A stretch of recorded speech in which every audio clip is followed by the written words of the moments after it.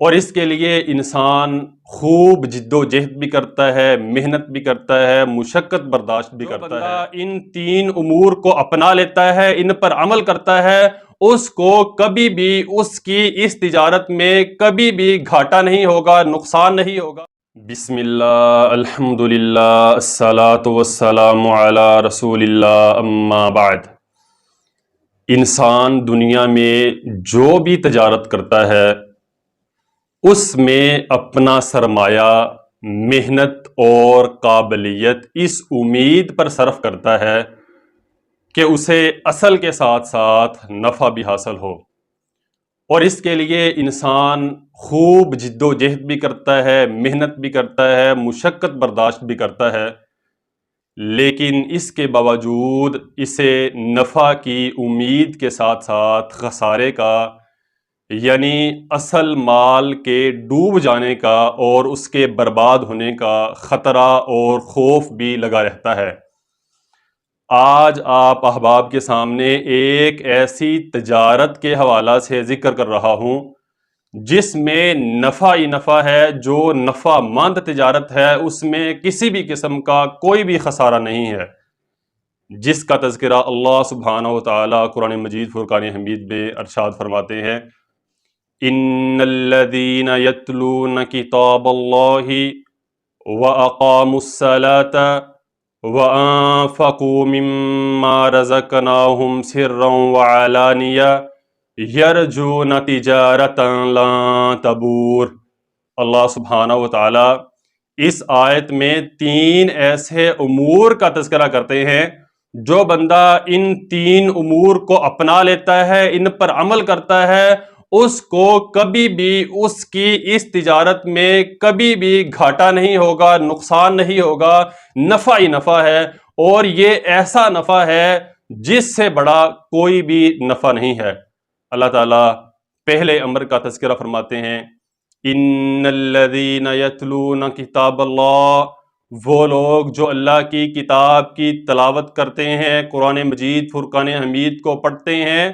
وہ قرآن مجید فرقان حمید جو اللہ تعالیٰ کی آخری کتاب ہے، اور اللہ تعالیٰ نے سیدنا جبرائیل علیہ السلام کے ذریعے اپنے آخری پیغمبر جناب محمد الرسول اللہ صلی اللہ علیہ وسلم پر نازل فرمائی ہے، وہ کتاب جو انسانوں کے لیے ہدایت بھی ہے، رہنمائی بھی ہے، شفا بھی ہے، اور اسی میں انسان کی نجات کا ذریعہ بھی ہے۔ وہ کتاب جس کو پڑھنے کی وجہ سے انسان کے درجات بلند ہوتے ہیں، گناہ معاف ہوتے ہیں، وہ کتاب جس کا ایک حرف پڑھنے کی وجہ سے انسان کو 10 نیکیاں ملتی ہیں۔ دوسرا امر اللہ تعالیٰ قرآن مجید فرقان حمید میں ذکر کرتے ہیں، وَأَقَامُوا الصَّلَاةَ، اور وہ لوگ نماز کو قائم کرتے ہیں۔ وہ نماز جس کے بارے میں رسول اللہ صلی اللہ علیہ وسلم نے فرمایا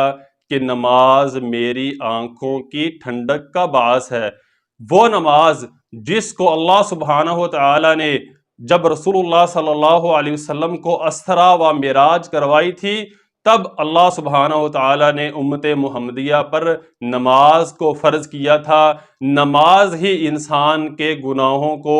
معاف کروانے کا ذریعہ ہے، اور نماز ہی ہے جو مومن اور کافر کے درمیان فرق کرنے والی چیز ہے۔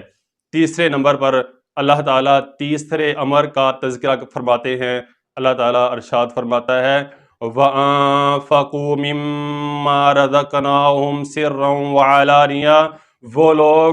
جن کو اللہ سبحانہ و تعالیٰ نے مال دیا ہے، وہ اپنے مال میں سے وہ دوسرے لوگوں پر خرچ کرتے ہیں، وہ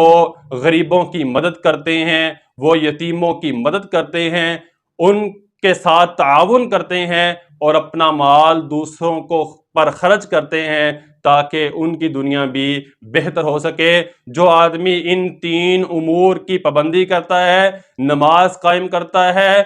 زکوٰۃ ادا کرتا ہے، اور اللہ تعالیٰ کی کتاب کو پڑھتا ہے، قرآن مجید کی تلاوت کرتا ہے، ان تین امور کی پابندی کر لیتا ہے، وہ اللہ تعالیٰ کے ساتھ ایسی تجارت کرتا ہے جس کو کوئی بھی گھاٹا اور نقصان نہیں ہوگا۔ اگر ہم چاہتے ہیں کہ ہم اللہ تعالیٰ کے ساتھ تجارت کریں جس میں ہمیں کوئی بھی نقصان نہ ہو، نفع ہی نفع ہو، تو ہمیں چاہیے کہ ہم ان 3 امور کی مسلسل پابندی کریں، اللہ تعالیٰ کی کتاب کے ساتھ جڑ جائیں، اس کو پڑھیں، اس کے معانی کو سمجھیں، اس کی تشریح کو پڑھیں، تاکہ ہمیں پتہ چلے کہ اللہ تعالیٰ ہمیں قرآن مجید میں کیا کہہ رہے ہیں۔ دوسرے نمبر پر نماز کا مکمل اہتمام کریں۔ تیسرے نمبر پر اللہ تعالیٰ نے جو آپ کو مال دیا ہے، اس مال میں سے دوسرے لوگوں پر خرچ کریں، تاکہ اللہ تعالیٰ